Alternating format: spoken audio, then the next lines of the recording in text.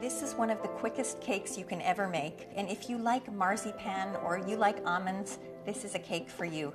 I'm going to cut a little piece of butter and just throw it into this pan because we're going to grease that pan later. And then I'll drop the butter in there. It's kind of softened butter, and the recipe calls for a cup of sugar, but I like to add a little bit less because I'm trying to cut down a bit on the sugar in my children's diet. So I add about 3/4 of a cup of sugar, some vanilla essence, and really there's no specific order here, and I'm going to crack in 4 eggs.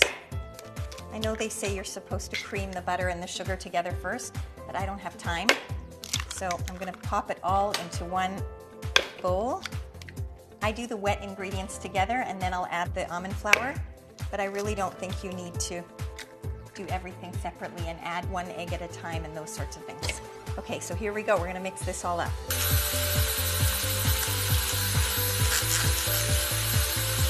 Once that's all mixed together, I'm going to get my almond flour and I'm going to measure. I don't really measure usually. I think approximations are a good thing. So this cake calls for 2.5 cups of almond flour. So I'm just kind of eyeballing my cup measure because I don't want to use 2 cup measures because that would be too much cleanup. So this is about 1/2 cup. And then I'm going to put 2 teaspoons of baking powder in. 1, 2.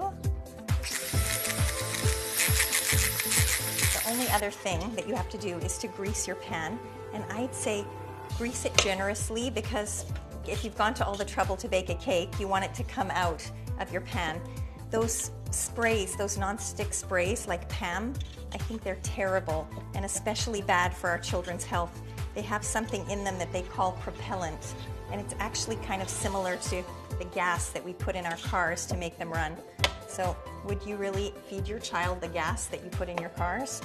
Rather take a minute, doesn't matter if your hand gets dirty, and grease the pan. It's worth it. That wasn't so bad to clean up. Now, spread it around a little bit like this, and then it's ready to go into the oven.